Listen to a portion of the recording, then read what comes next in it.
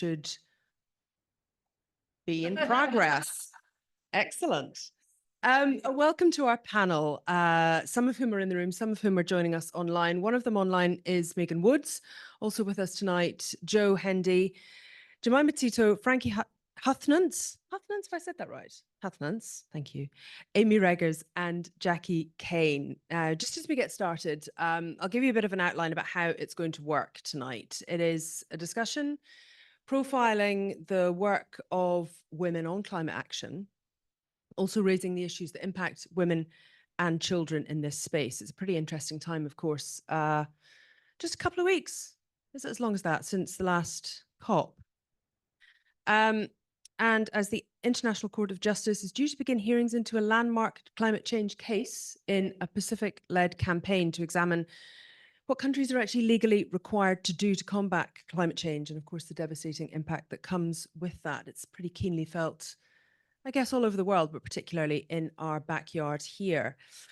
Each of our panelists will give opening remarks for about 5 minutes or so. Then we'll open up a discussion at the table and online with our panelists, and then also there'll be the opportunity for you to ask questions. There will be a microphone in the room, and if you've got a question online, just as it occurs to you, just pop it in the chat, and hopefully we'll be able to get to some of those at the end. So our first speaker then, let's go to Megan Woods, who is online with us tonight. The Honourable Megan Woods, of course, very familiar face to many people, a Labour MP for Wigram since 2011. She's been a cabinet minister. Currently, she is the opposition spokesperson for climate change, energy and resources, and associate spokesperson for finance.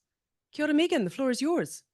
Kia ora, Susie, and tēnā koutou, and it's a real privilege to be at the table with these women that are doing so much amazing work in climate change. I'm just going to check you can hear me before I keep talking. Can you hear me okay? We can hear you, and we're in the process of trying to be able to see you as well. Oh, fantastic. You're very small, but I think you might be about to be very large. There you are. There we go. Thank you. And look, I think this is a really important discussion that we're having in terms of thinking about what climate change means for women. We can see by the women we've got assembled tonight, there are so many women across Aotearoa, New Zealand, that are working on the problem. But what it means for women, I think, is something that we need to increasingly dig into. One of the things I've spent my last year thinking quite a lot about, actually, is climate change through the lens as a social democrat, as a Labour politician, and what it means kind of within our political thought. I think I'm starting from a position that climate change is real, climate change is here, and it is something we have to do more about really quickly. But in terms of what it is that a modern Labour Party in the 21st century, like socially democratic parties around the world, need to bring to the table for the discussion in the 21st century, I think is a really important question for us. And I think it goes deep into the heart of our traditions, of our political traditions as social democrats. In the 20th century, we rallied around the creation of the welfare state and putting the welfare safety net around people. That was one of our core missions as a movement. And I would argue that in the 21st century, as social democrats, we need to rally around climate action, ambitious and decisive climate action that is going to make a change, because this goes to the same core values that drove the creation of the welfare safety net in the mid-20th and early 20th century. It is jobs, livelihood, dignity, mana, equity, and fairness. They're all the very things that sit at the heart of why it is that we must take this action. And for me, one of the things that I care deeply about is it's the creation and preservation of well-paid, skilled, and secure jobs in terms of how we do the transition and how we do the transition well. And I think that's really important. And I think one of the things that we also have to recognise is that for many people, and we're seeing this around the world, the reasons for climate change are still quite unclear to them. That for some individuals, the greatest moral challenge of our time, the rest of the world is acting and we need to be a world leader, just don't resonate when they're thinking about how it is that they balance their families' budgets, how it is they put food on the table, pay the rent or pay the mortgage. And I think this is very much where we can bring that gendered lens to it, because I think we need to figure out a way to make this conversation relevant. We cannot allow climate change to become the preserve of middle-class dinner party conversations. It's got to resonate with working people. And we're seeing around the world where that's not happening, then there can be a real pushback against decisive action. But the reality for me is that it is by taking real climate action and having a well thought out transition that we will preserve livelihoods. We can do things like lower people's energy bills, whether that be through transport or in terms of how they come to the size of the power bill that they need to come and pay, that they need to pay each month. That climate action does not mean a more expensive future for people. And I think we've got to shift the conversation to what the benefits for individuals are in their everyday lives, as well as all we know that we have to do as a global community to preserve our planet. So in terms of that transition, making sure that work is at the centre and that we're thinking about the impact on household budgets and preserving jobs domestically are absolutely at the core of me, because I think that it is absolutely the job of a Labour Party to make sure that we're going out and that I can go down in the Wigram electorate to the Hornby Working Men's Club and I can have a conversation with people there that resonates and that they see that this has meaning in their lives. And I think that is my 5 minutes, Susie. It probably is about your 5 minutes, but thank you very much. That is Megan Woods. Kia ora for that, Megan. Very good to hear your perspective on that. Of course, we will be coming back to Megan a little bit later on for questions, both in the kōrero that we'll have later on in the discussion and also questions from the room and online. Next, we have Jo Hendy. Jo has led the Climate Change Commission since its inception. She has a background in environmental and climate research. As Director of Research and Analysis for the Parliamentary Commissioner for the Environment, she also led independent investigations into sea level rise and agricultural greenhouse gas emissions.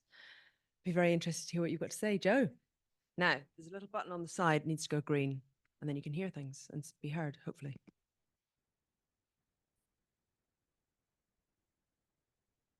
There we go.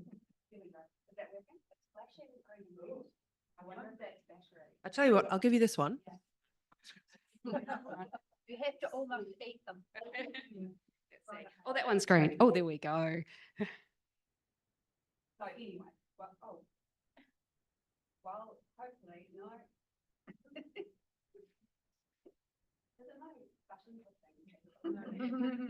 It's still flashing here.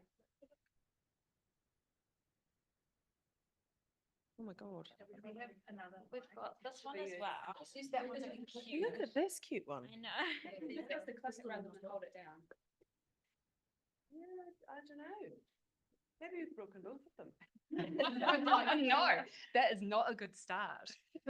Shall I just? Oh, hang on. There we go. Yeah, it's always a good start. You'll be surprised at how often that kind of thing happens when I'm about to present. I'm sure it's nothing to do with me. So thank you very much. As Susie just said, I've been working in climate change pretty much my entire career. And for the last 5 years, I've been Chief Executive at the Climate Change Commission. And the Climate Change Commission's role in the system is really about providing an independent evidence-based basis for decision makers.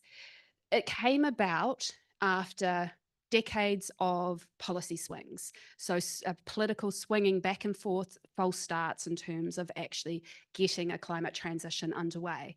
And so in 2019, we saw the landmark moment of Parliament cross-party passing the Zero Carbon Act. And with that, as part of it, was standing up this commission. The commission's role is to provide advice. We assess risk, we provide advice on what's possible and what's necessary, and we monitor government progress. Through our work, we identify challenges and opportunities and barriers.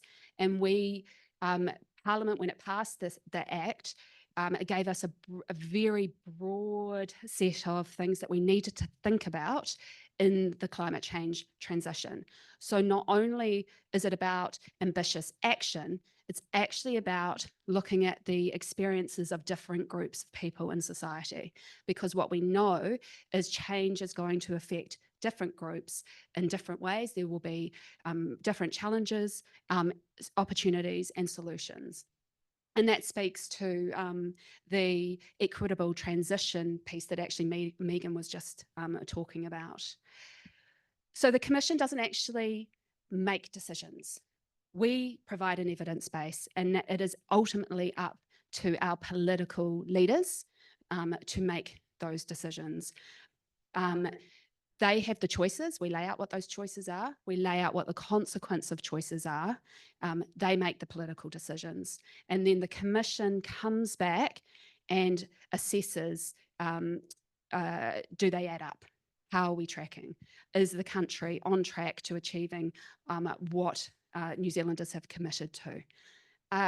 So while we don't have any direct power, the value of that commission is giving evidence-based practical advice that creates transparency for people in terms of government action.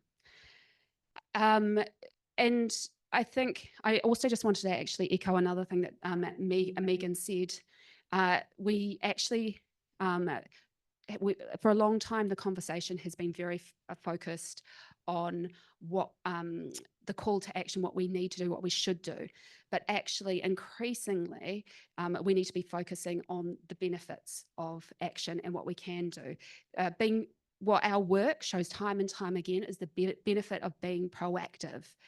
There are practical, affordable things that we can do, that different groups can do, that will take us to that low emissions future, will increase our resilience, and lead to us being better off. At the same time, we also need to acknowledge that at that point that different people are going to find change challenging for different reasons. And that's also why it's really important to have a very planned, proactive approach, so that people can be supported through change and take advantage of those opportunities. So I think that's probably enough from me for now. One additional thing, I mean, there has been some amazing women that have mentored me through my 20-odd years in climate policy. And I would, our office is actually full of a whole lot of climate change experts from different areas of expertise, different disciplines and areas of study. Probably 2/3 are women, which is, and very, very interesting in itself.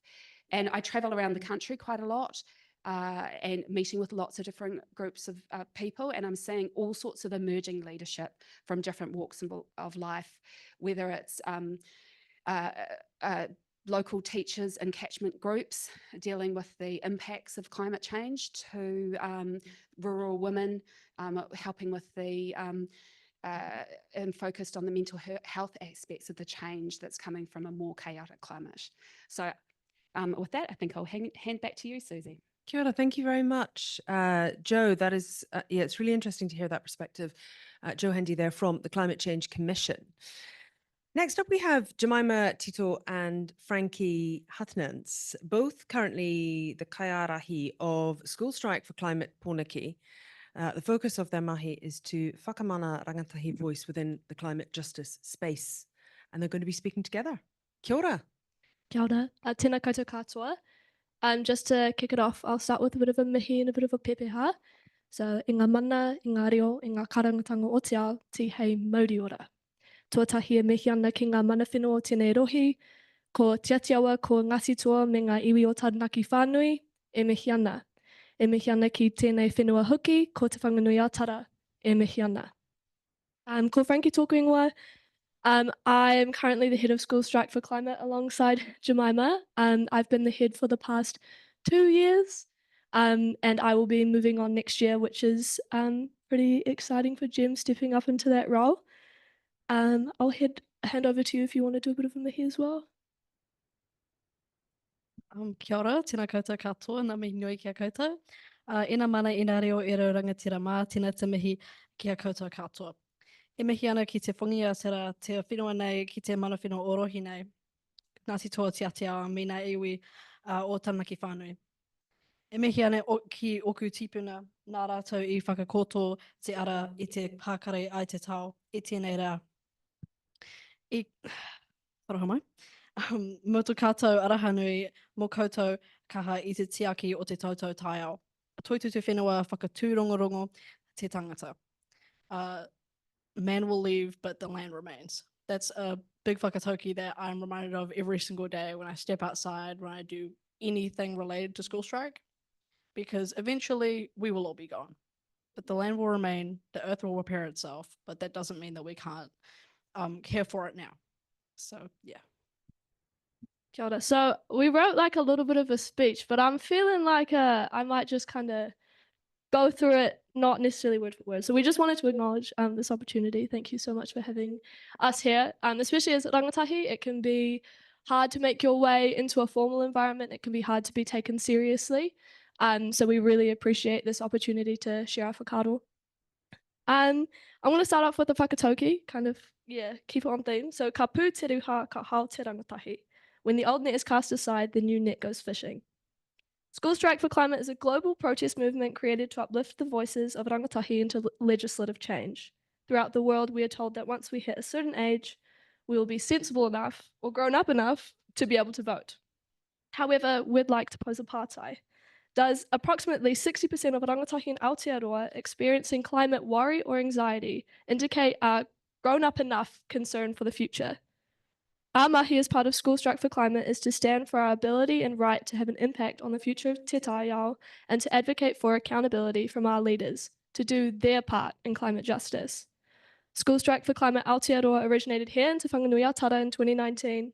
It was started by now Kapiti District Councillor Sophie Hantford.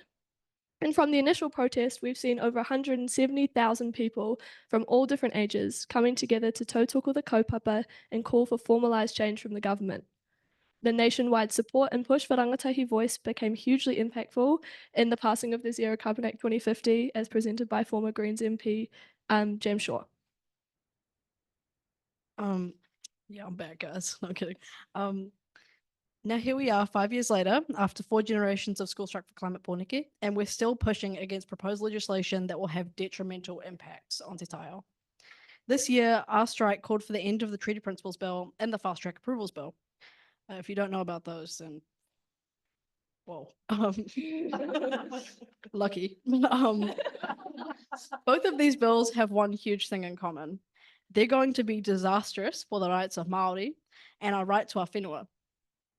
The Fast Track Approvals Bill removes te tiriti protections, changes the legal interpretation of our founding document, hey, wild by the way, reducing our protections to a claim for a general population. It is fundamental to climate justice in Aotearoa that we fight to protect Te Tiriti o Waitangi and the mechanism it is for representing the rights of Indigenous peoples in this country. I was recently talking to some of the commissioners for children from Australia, and something that they mentioned is that they're incredibly disheartened at the way our country is going. That is hard to hear. Because for so long, Australia has been somewhere we look to and we're like, oh my gosh, and we just feel like that heartbreak for the Indigenous people of that country. They never deserved what happened to them, and yet they looked to us as role models. And now what are we? Because we're certainly not now, and it's incredibly disappointing, especially to me, to my whānau, to my tipuna. Not a good look. Something that's incredibly important to me is connection to land, and the reciprocity and the symbiotic relationship to land that Māori and Indigenous people have always held incredibly dear to us. Having that potentially be stripped away from you is so frightening, and it's incredibly hard to look at from just a political perspective, because there's always going to be an emotional part of that. we as Māori have a symbiotic relationship with Papa Tuanuku and the rest of us of the atua who make up Te Taiao, seeing them as relatives instead of resources. This perspective is helping us in the climate justice fight, and the hikoi mō te tiriti with the hopeful protection of our rights could also set an international precedent in fighting for tino rangatiratanga and climate justice worldwide. Something interesting about School Strike for Climate Pōneke is that our rōpū has always been made up of predominantly wahine and gender diverse whānau. From School Strike's inception, young wahine like Sophie Hanford, Izzy Cook, Tūmanaku Wā, and upcoming me, sorry, she was supposed to read this part, and Frankie, who has been an incredible leader this year, she won't say it herself, but I will, have created space where young wahine and gender diverse people are valued and respected as a passionate hapori fighting for climate justice. We know that wahine are fundamental in the climate justice movement. We carry so much responsibility in the world while being chronically exploited and silenced. Underlined by the work we do, meaning both foundational through the use of women's unpaid labour and also in climate justice spaces. Climate justice cannot be achieved without us. And as undeniable as it is, aroha mai, we must make positive and sustainable change accessible by improving the lives of wahine who are already disproportionately impacted by climate change and the amplification it has on other societal pressures. In terms of our interpretation of climate justice mahi, kind of as mentioned by Jem, our rōpū has unintentionally lived by the following whakatauki. Me aro koe ki te hā o hine ahuone. Take heed to the breath of hine ahuone, the first wahine, or pay heed to the dignity and power of wahine. For wahine who are trying to live through extreme weather events and subsequent climate change displacement, food insecurity, poverty, exploitation, and violence, we believe listening to their calls for equity-based strategies are integral to achieving climate justice. We deserve the future we're working towards, and we will push the government until they help us to achieve it. Don't worry, guys, we're almost done. In the upcoming year, School Strike for Climate is looking to adapt to the introduction of the Star Truancy crackdown policy and create opportunities for rangatahi to engage with climate justice in ways that are accessible in their communities, so as not to risk punishment or prosecution, which is ridiculous. It is deeply concerning that the government is focusing on punitive measures rather than addressing the root causes of truancy, such as systemic inequalities, mental health challenges, and the lack of culturally responsive education. These are the real barriers preventing us from fully engaging in our right to education. It is easy to forget that the MPs making up our government are public servants. They work for us. However, it is vital to remember, and it is their responsibility to carry our voices into the House. School Strike for Climate Pōneke is a vessel to advocate for rangatahi voice and uplift those in our communities who are the most marginalised and who will be hugely affected by climate change. Nō reira, tēnā koutou katoa. Well, thank you very much. We're going to jump back online now for another one of our panelists, Amy Reggers. Now, Amy has a PhD in social science and has been working in international development for 12 years. For the past 9 years has been with UN Women, the country offices in the Asia Pacific, on looking at gender equality dimensions of climate change, also disaster risk reduction and the environment. Amy, we can see you on the screen now. Kia ora. Thank you very much, and good day from a very sunny Bangkok here in Thailand. It's lovely to be here, and thank you very much for the invitation.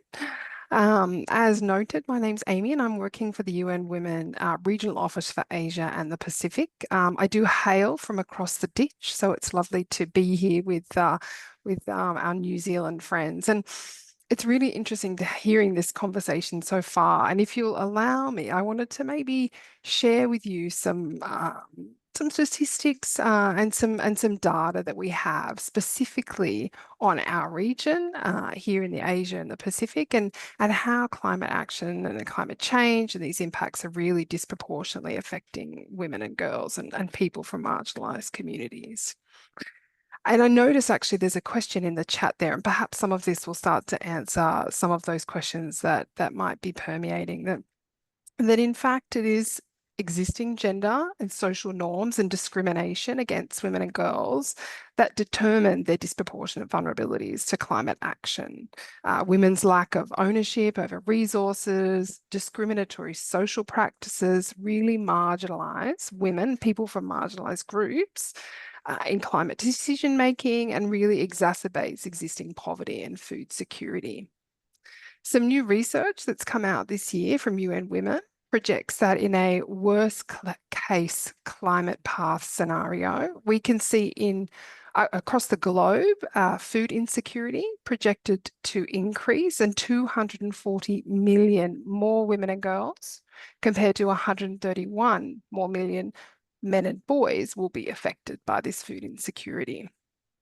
And we can also see the statistics coming out in relation to extreme poverty, and this is particularly important in our region, where extreme poverty is projected to increase by 17.1% in a worst case climate path scenario in this region compared to 9.3% across the world.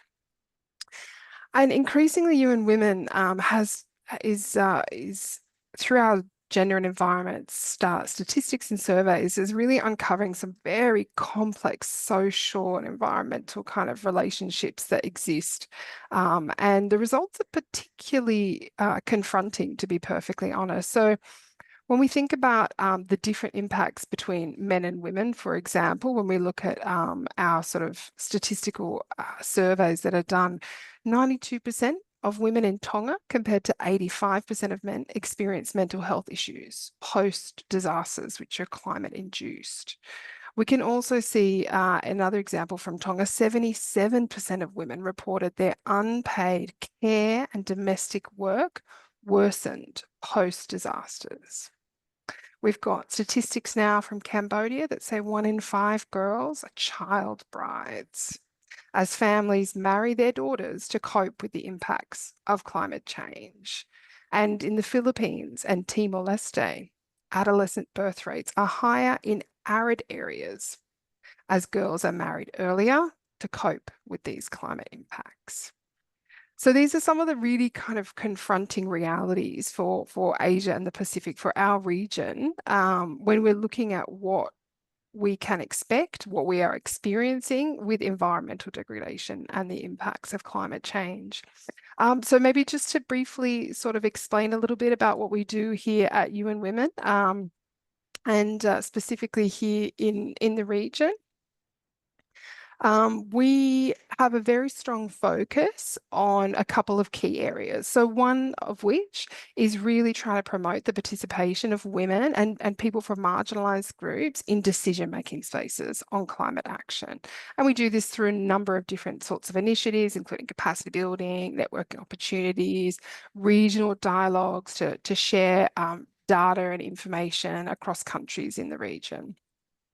We also have a really strong focus on strengthening the production and use of gender and environment data, some of which I was just quoting before.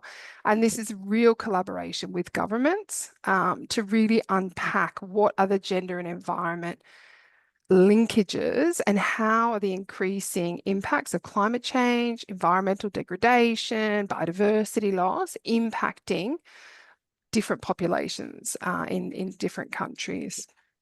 And we also work specifically on enhancing the capacities of governments in our region to really understand the connection between gender inequalities, systemic social and gender-based discrimination, and how that interplays with climate action and then subsequently climate policies. And that's a lot of that is done through capacity building and facilitating knowledge exchange.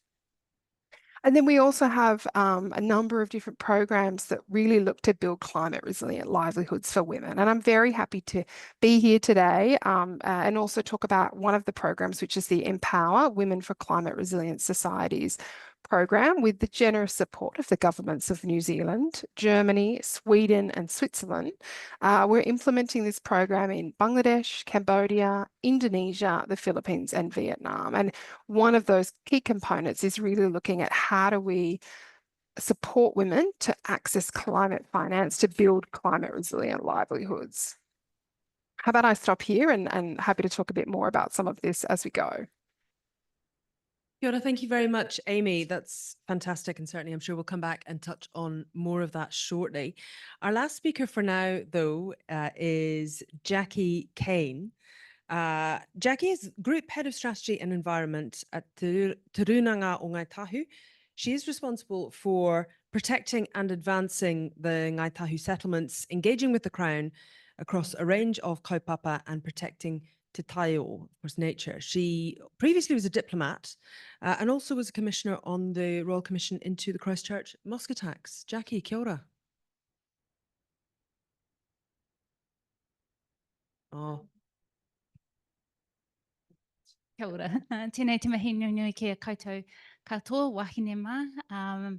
Ko te mea tuatahi mahi ana ki ngā mana whenua o tēnei rohe a tāhua.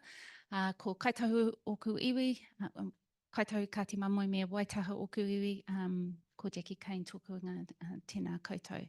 So thanks for the introduction, Susie. I actually thought I might mix it up a bit for my session and talk in sort of general terms about the Ngāi Tahu approach to climate change, and then show a short video that I think paints 1,000 words. So I guess echoing some of the whakaaro that have been shared by both Megan and our rangatahi wāhine here, I think the challenge for us as an iwi is how do we engage our whānau in the climate change conversation, and how do we do so in a way that is encouraging people to action and gives agency in the way that they engage with this kaupapa, because I think a lot of the narrative that we're hearing is quite negatively framed, and I think that shifts people into a space of fear and an inability to take action or to feel that you've really got agency over what's happening, because we know that these are global pressures that are bearing down upon us. And so I think, you know, for Ngāi Tahu, the first thing we did was we actually created a climate change strategy back in 2018. I think the first iwi to do, and that was drafted by two fantastic wahine. And what they did was commission some advice so that we could really bring it down to a very sort of tangible level. So, you know, picking up that point about that connection to whenua, connection to place, and we brought that data down and brought it down to the level of each of our 18 papatapu runaka or our 18 traditional marae, and said, this is what we think is going to happen in your area, on your whenua, with your waterways and with your coastlines, and so that they could start to think about what it meant for their livelihoods and therefore the sort of decision making that was happening at place. And from there we've built up a climate change, well, then we had a symposium where we called the iwi together to kōrero about the kind of issues that people were seeing, but also the opportunities that this might create. If we have raising sort of wetlands being inundated, does that create an opportunity to put back some of the species that we've lost over the years? So trying to frame the discussion a bit differently as well. From that symposium, and there was a rangatahi rōpū that spoke at that, a group of young people that also were able to articulate their concerns and their vision for the future. And then we created Te Kaunga Paparangi, which is our climate change action plan. So as a central sort of organisation supporting the iwi, what was Te Runanga o Ngāi Tahu and our commercial arm Ngāi Tahu Holdings going to do about climate change? And so there's a series of actions that are outlined there to commit to what we're doing. And part of that is also engaging, of course, with our whānau and supporting papatapu runaka. And then after that, we had another symposium to say, okay, so since, you know, in the 4 years since we had that hui, what has been, what are people experiencing? What are they seeing as the challenges? And then again, the rangatahi rōpū met separately and actually had their own wānanga to talk about what the challenges were and what their challenge to the iwi was around climate change. And so this is, I'm sharing this because I think this is a sort of an iteration of what is the type of conversation that we need to be having as an iwi that has responsibility and rangatiratanga over 90% of Te Waipounamu, the South Island. And I think this video is just a really useful way of kind of demonstrating the various ways in which we're engaging with this kaupapa.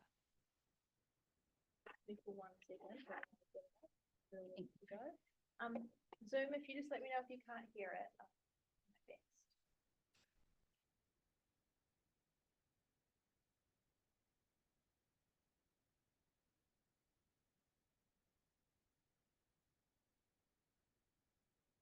right here tangible in front of us. We can touch it, we can feel it.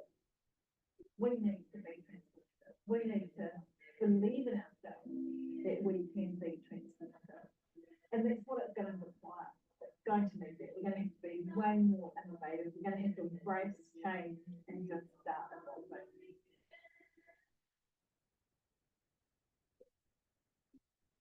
Kia whanau, ko leika tūmahai ahau, ki kai whakahaere o te runa o Ngāi Tahu. I am here on Karuinata o Hini Hokateri, named after the beautiful wahine Hini Hokateri. She was up here climbing these mountains with her loved one, and he was swept away by an avalanche, and she lost him. She cried rivers of tears, and it is said that the gods turned her tears into ice.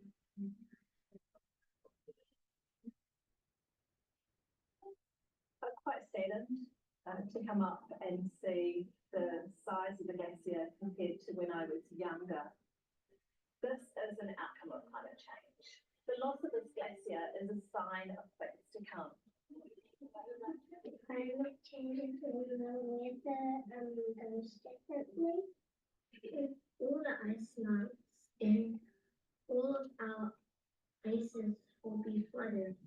You know, it was 20, 30 odd years away back when I was 8 years old, and now it's becoming a reality and we can actually see those impacts.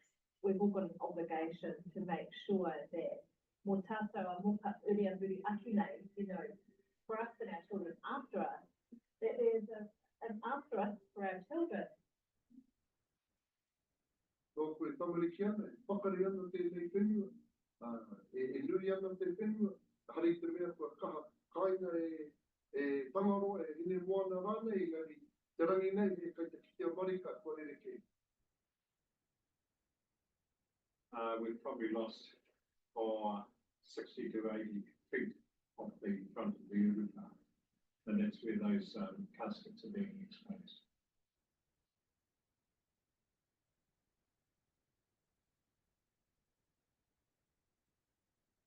We had water coming right up to halfway across the grass and right around the back along the waterways, as well as at the back of the wharikai, which we had to monitor just in case it was too dangerous for us to stay here. When it got to about the top of the bushes where the path starts, that was when we were told we would have to leave.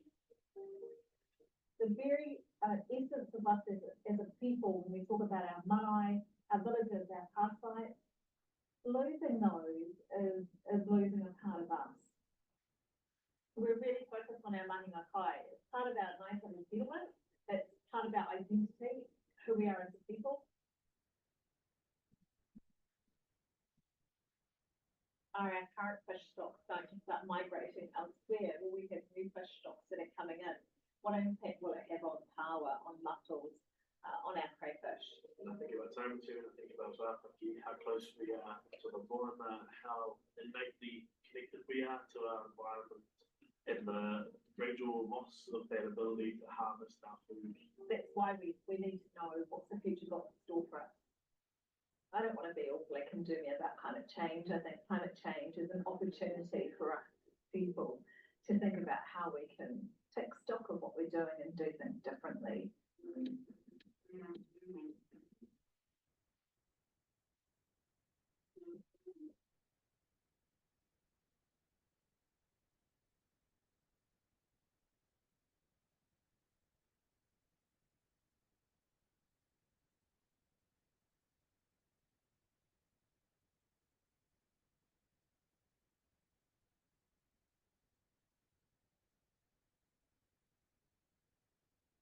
I'm immensely passionate and proud to be a farmer.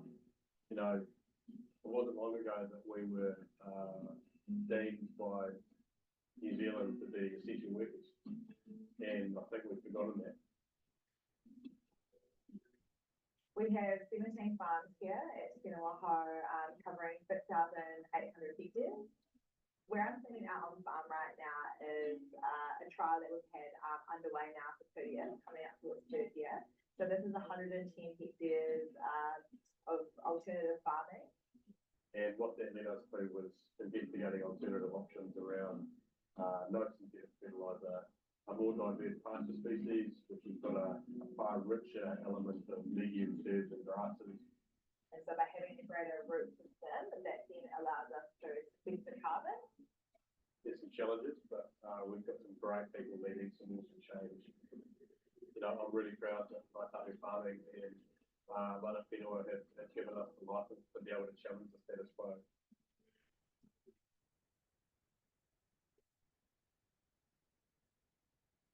So I just wanted to share that as a kind of a insight into the range of kind of kaupapa that Ngāi Tahu is having to grapple with and the way in which we're trying to engage our whānau in this conversation.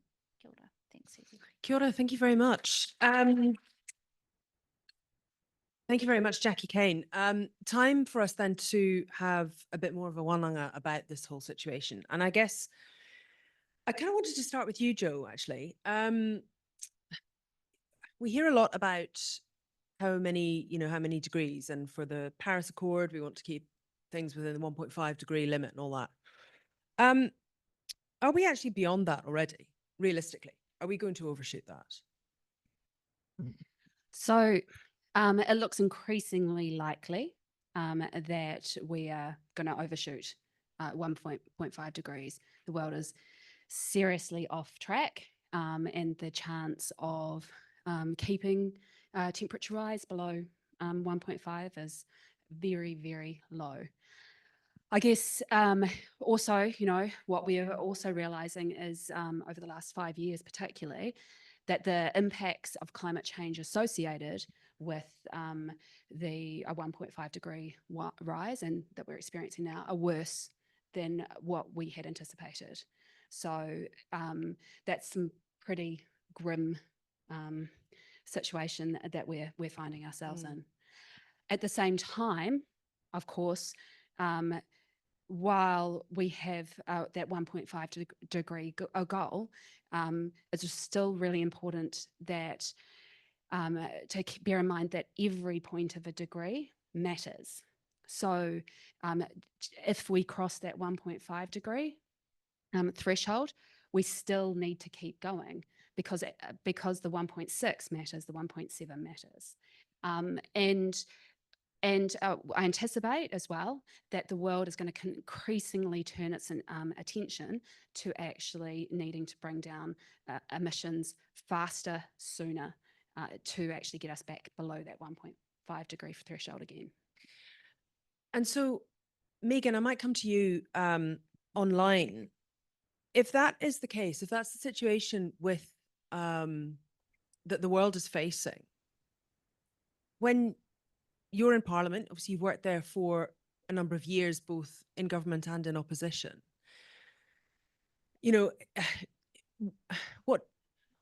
Why are we not wanting to do more about this, I suppose? When you see what happened last year with the coalition government coming in, climate change falling down the agenda, what can be done from your perspective as an MP? Well, I think one of the things that we did in government was actually establishing the Climate Commission. So now it's not just a party and partisan holding governments to account. We actually have an independent Climate Commission who is evidence-based and produces reports on what governments do. So I think that was a really important thing, besides all the climate action that we put in place, which we have seen $3 billion worth of climate action scrapped with the change of government, which is taking us backwards. And there's things that you can't even put a monetary value on, things like bringing back oil and gas exploration, which is just locking in emissions for decades and decades to come. So I think that in terms of that framework that we have around the reports that the Commission produces, that we do actually have, it's not just kind of political rocks from each side. There is actually a sense check going on through the work that Jo and her team are doing. And I think it is absolutely critical that we protect that. I also think that it is absolutely critical that it's not just the politicians, that we got the Climate Change Act. Largely it was the precursor, I think, to probably the school strike for climate in terms of our rangatahi and young people with Gen Zero who really, really pushed around that. So I think it is civil society outside of Parliament really keeping the heat on politicians as well, that we've got to have ambition, we've got to be thinking of the opportunity. And I think our responsibility as politicians is, as Jacqui said, to talk about this through the lens of opportunities for people. The danger with we're going to overshoot 1.5, it's also bad, is the why bother becomes what people think. I mean, there is a really real reason to bother. I'm not arguing that for a moment. But if it seems like our actions don't matter, we've got to find a different way to talk about it. And I believe passionately that as far as we can, we do need to have cross-party consensus on stuff. So although I am utterly opposed to just about everything this government is doing on climate change, I think they are taking us backwards fast, still absolutely prepared to work in a cross-party manner on adaptation, made it clear that adaptation cannot become the new climate denial, that we just say we give up on mitigation and just now prepare for the worst and hunker down. But we've got to have that way of working together across the political divide, because this takes decades. Just to stay on that briefly, how easy a situation is that? How receptive are your politicians across the aisle on that? So we did through the Finance and Expenditure Select Committee, we did a cross-party report on climate adaptation. I don't think it got to the heart of the really gnarly issue of who pays for what, and that at the kind of heart of it is what we have to grapple with. But I think what it showed is, and the Minister was keen to do it, Simon Watts was keen to do it, that the parties do work together on some ways in which we're going to fund and finance this, because we cannot have this being a political football. We've got to have ways to address how it is we respond to climate change that can outlast any parliament or any government.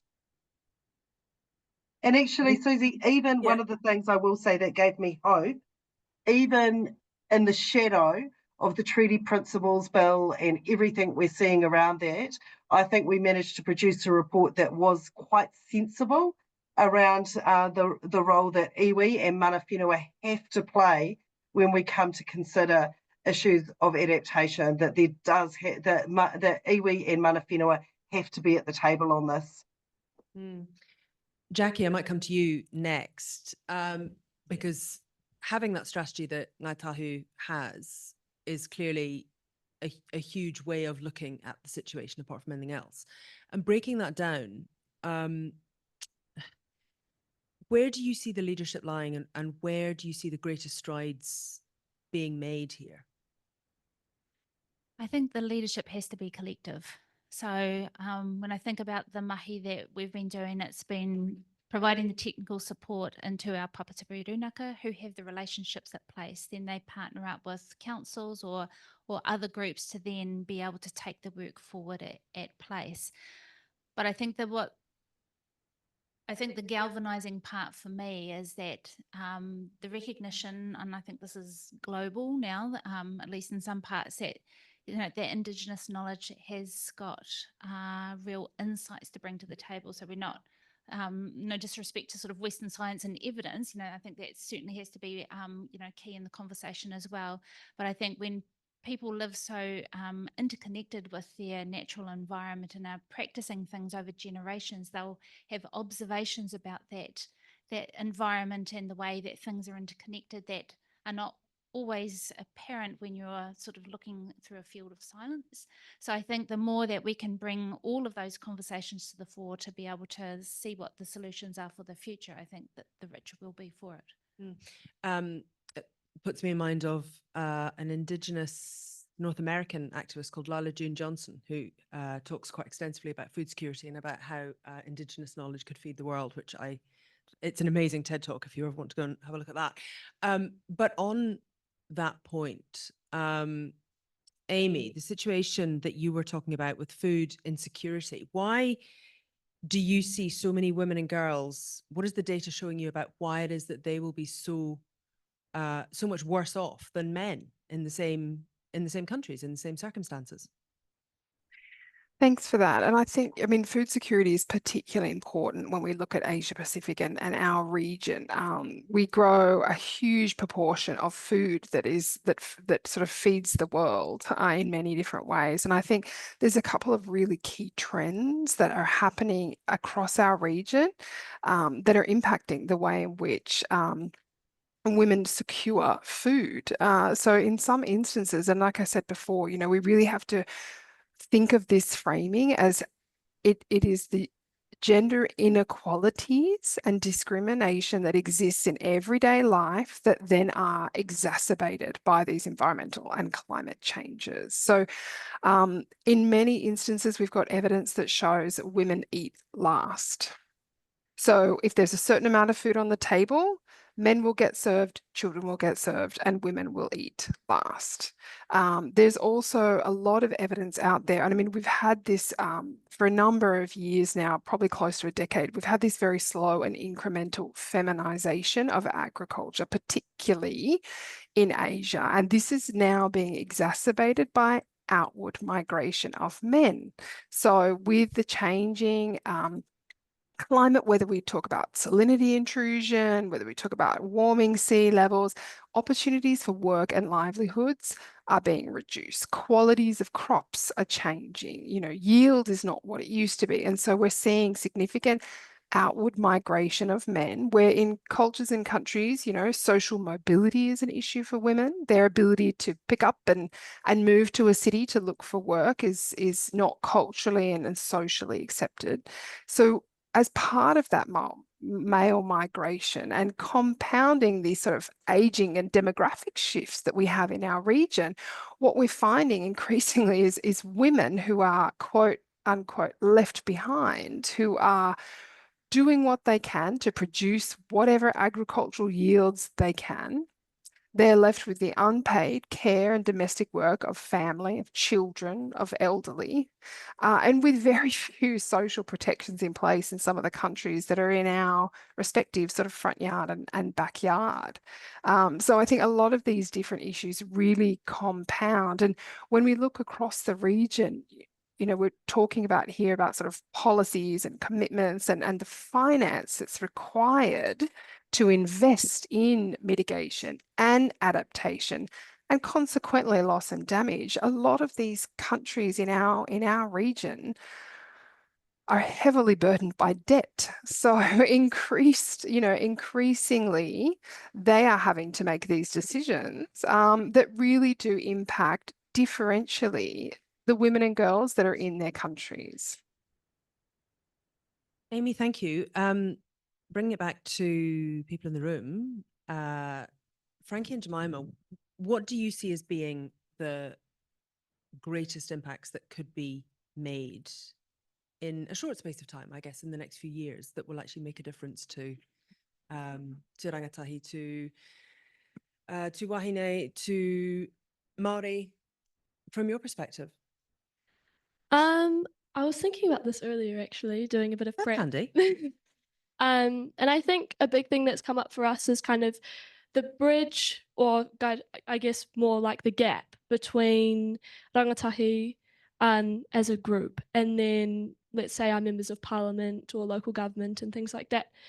And I think, especially with kind of new policy coming out and things happening in schools, what would be really important for rangatahi is to actually see the people that are making these big decisions about what our school is like and what our environment is going to be like in the future.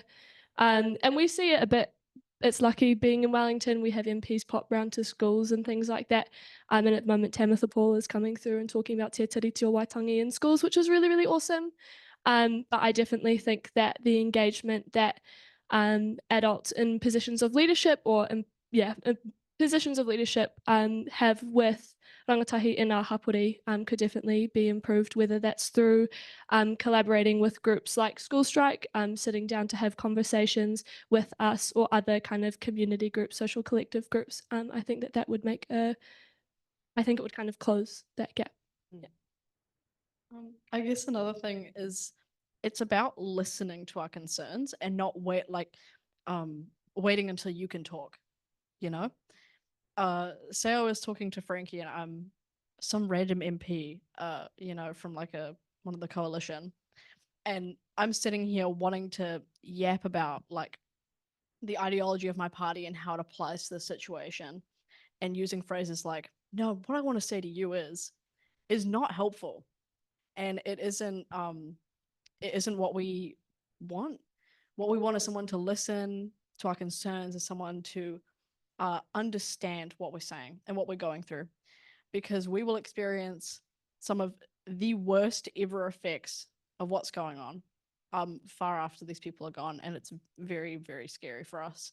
And yet we're still seen as screenagers, and you're always on that damn phone, and it's like that's not all we are. And we really appreciate not being viewed as that constantly, and not getting the constant hatred from people years older than us, and actually just listening to what we have to say, I think would do wonders for what's going on. Why do you think that older people can be so dismissive of younger people in leadership and in this space? I think it's that it's very simple. Change is scary. For everybody, whether you like it or not. I find change terrifying, but like no matter what it is, but you just have to accept it, and you have to adapt yourself and your lifestyle to that. If you keep pushing away from change and away from positive change, and people that are doing things for their communities, like me and Frankie, we've gotten our fair bit of, shit from people that are a lot older than us who are not doing anything in their communities. And it's like, whoa, let's back up a minute. I'm getting out into my community, and I'm trying to support others, and I'm trying to do my bit for our environment, because it's more important than any of us. That's very true. Do you mind if I add something onto that? Thanks, Jim. I think a big part of it is tradition as well, especially, I guess, coming into the climate justice space, and I guess being the head of school strike or whatever, it can be seen as kind of fancy or prestigious, and a lot of the people that we interact with are people who are quite academic, or people who have kind of gone through those systems. And I think that what we've kind of heard is a lot of people wait when you finish high school, and then, for some people you're expected to go into university, and then you come out of university, and then you're fully formed, and then you have your opinions, which is true. There's a lot of development and kind of critical thinking that comes through in those spaces. But I think that kind of the excuse of, well, you just haven't finished that yet, it kind of dismisses the whakaaro we have and the feelings we have. And I think that, rangatahi as a group, whether we make it 16 happened and we all started voting, we wouldn't all vote one way. But I think that it's like the existential climate dread that is something that unites us as a group, and that will continue to be there. And I think that we experience so much kind of interaction with social issues, and to kind of have that opinion, in my opinion, is ignorant. But if I could just add something, from my perspective as Māori, I don't know if you guys could tell, but I'm kidding. It's incredibly important to, in my culture, what I've found is that rangatahi and mokopuna and tamariki, we're so much more valued, and our perspective and what we have to say is more valued in our culture, in our whānau, and our hapu and our iwi, because children are the future, and Māori have always understood that. And we've seen that at Hikoi Motitiriti, rangatahi and tamariki were at the front, and that was intentional, because we know that we're stepping into a new future, and the Tree Principles Bill is going to affect them if it comes into power. And it's incredibly important to me to mention that, because Māori know the best way to look after our environment, to look after our tamariki in ways that's culturally responsive, environmentally responsive, and yeah. Kia ora. Thank you both very much. Thank you, everybody. I think we're going to be able to open to the floor if there are questions in the room, or indeed if there are questions online as well. Let me see how to do this. Are there any questions online first? Shall we? Yes, I'd be happy to read a few of those questions. Oh, kia ora, thank you. So one of the questions was, is there a possibility that by focusing our collective conversation only on women or marginalized communities, we are allowing a lot of humans, men, non-marginalized communities, to think they will be spared the Armageddon coming? Might that be partly causing current inaction? Okay, I'm not sure if anyone wants to particularly pick that up. Don't all jump at once. We might come back to that one. Do you have any more online ones, or should we go to the room? Please put your hand up in the room if you've got a question, by the way. Yeah, I do have another one. Oh, yeah. Ruth asked, do the panel know about good examples where just transitions are taking place? It would be great to hear what those are and what we can learn from them. Maybe that's one that you could. Yeah, absolutely. Oh, do you need a? Oh, yeah, here we go. Thank you. Yeah. I wonder if I'd add a perspective on that first question Oh, great. as well. This is Jo Hendy. Yeah. For, Oh, yes. just to remind people who's speaking from Climate Change Commission. Yeah. I don't think that the conversation is focused enough on marginalised communities. I actually think that there's been very little there, and I think that's a considerable concern when we think that what we need is an enduring transition. So this a transition to a low emissions future needs to consider the impact on multiple different groups. If it doesn't, if we just ride over the top of people who have different circumstances, different barriers to change, then that's actually going to create the backlash to us getting anywhere. So that would be my perspective on the focusing on marginalised communities. I think we actually need more of this kind of focus. Now, what was the second question again? Oh, just transitions. I think we see pockets of this around the country, both in terms of climate adaptation and mitigation. So there's actually a lot happening at the regional level. I visit, for example, when I visit Nelson, there's the Nelson Climate Forum, there's who are doing amazing work throughout the whole community. There's a focus on just transition for businesses there.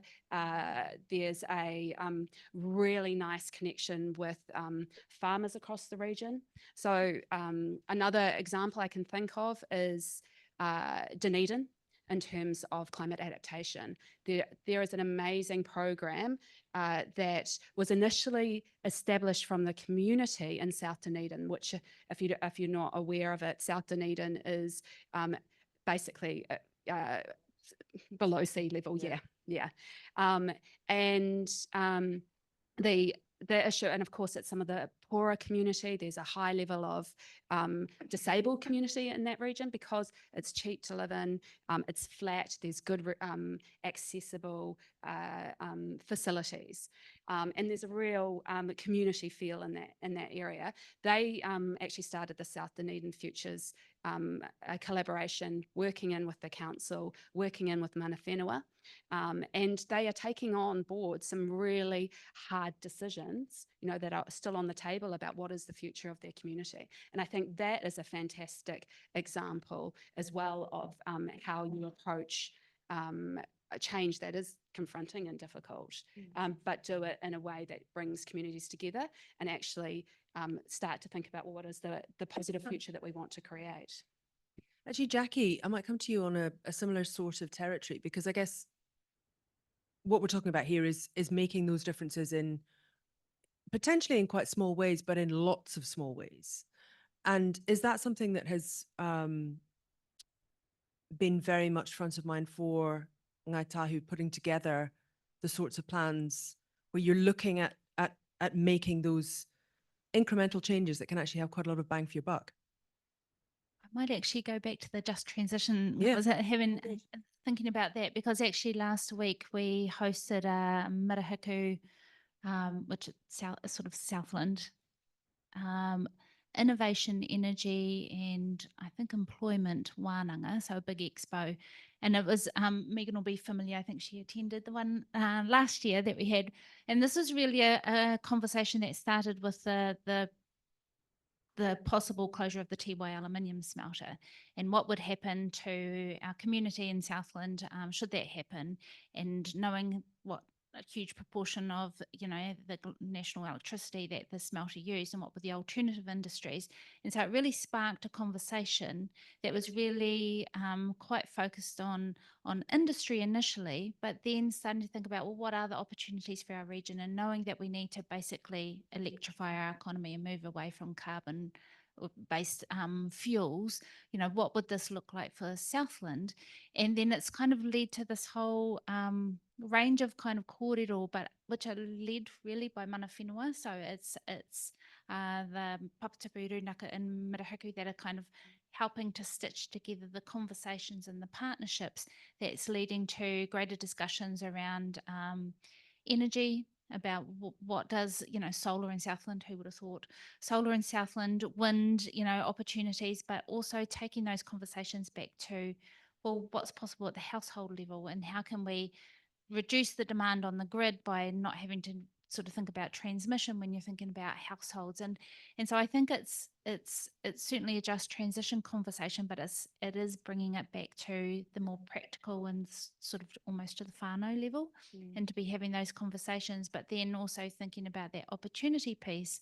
Well, if we are going to be creating these new industries of data centers, which suck up a whole lot of energy, aquaculture is another sort of food security type play, and thinking about, you know, what other kind of foods we can be sustainably producing for New Zealand and for export.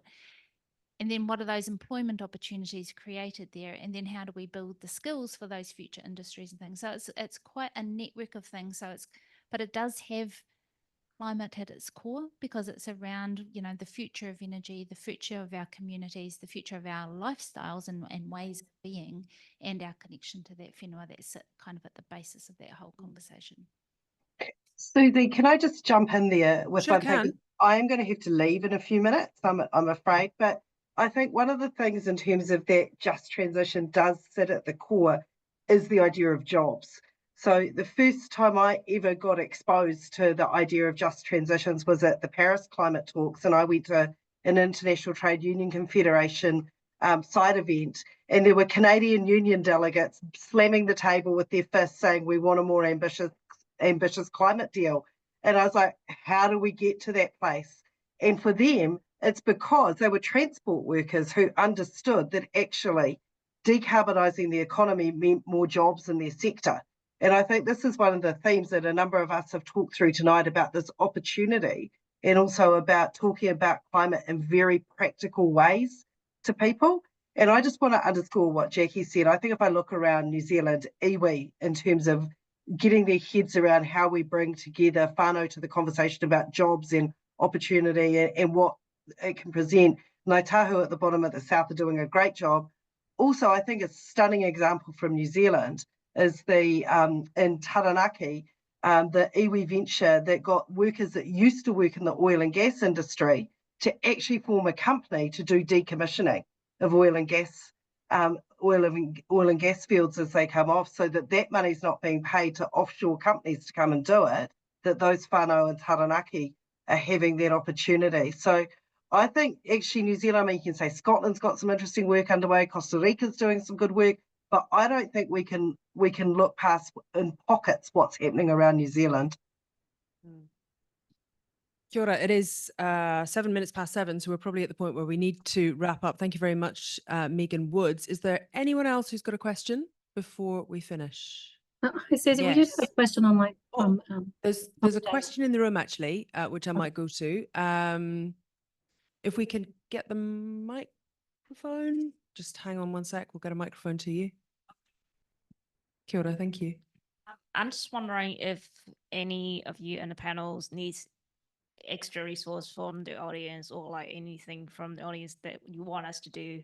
Like, what can we do? I guess like my question is like, what can any of us do to help? Yeah, exactly. Kia ora. That's a great whātai. I think for us, what we've kind of struggled with the most recently is the changing attitudes towards school strike. When it was first started by Sophie Hantford, there was this whole thing that was like, rangatahi are awesome, they're getting out there, getting into climate justice. And now when we walk down the street, it's a bit of an eye roll. So I think, especially as we are going to be changing so much with the truancy legislation that's coming in and kind of trying to support akunga in kura, I think the way that we talk about rangatahi and the way that we give our attention to rangatahi is probably the most meaningful impact that we can have. So keeping an eye out for rangatahi in your hapori who are doing things, coming along to events that you can, and yeah, supporting rangatahi in their ventures is probably the most meaningful thing you can do for us at the moment. Yeah.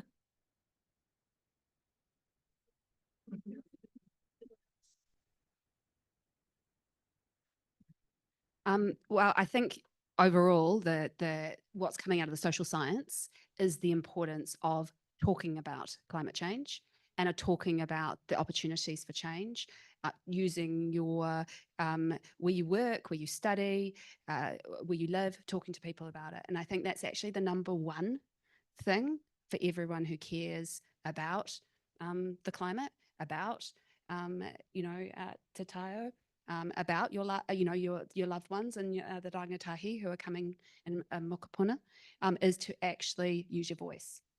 That is the most effective thing. I think looking at COP, the international negotiations that have highs and lows. I've seen so many come and go. The highs of like the Paris Agreement, the lows of, well, some more recent COPs. That's just one aspect of dealing with climate change. We actually need leadership at every single level. And that starts with having the conversation.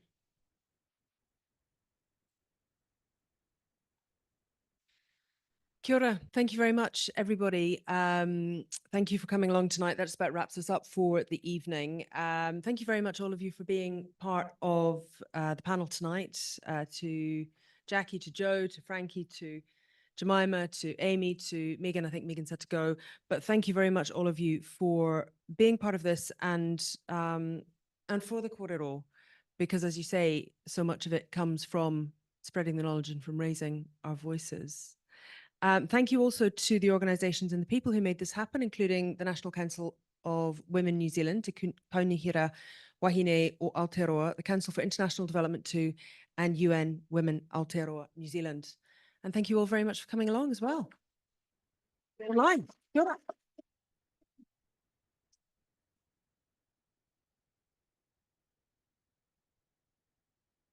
Hopefully that works. So another big round of applause for all our panelists. Thank you. And for Susie. And for Susie as well, as a fabulous MC. Thank you. I'm one of the organisers for this event. I just wanted to let you know this is part of a series. We want to engage in different sectors and bring through those diverse voices and opportunities to help.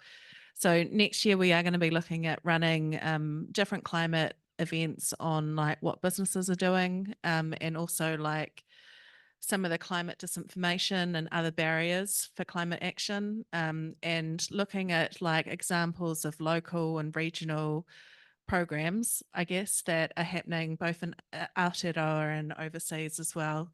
If you've got ideas as well that like speakers that you'd like to hear from or subjects that you think need to be covered, then come and have a chat to me afterwards. But thank you all for coming as well. And to our speakers, we are going to send you electronically, because it's climate friendly, well, kind of the data, but anyway, a gift trust certificate. So thank you for your time as well. Kia ora.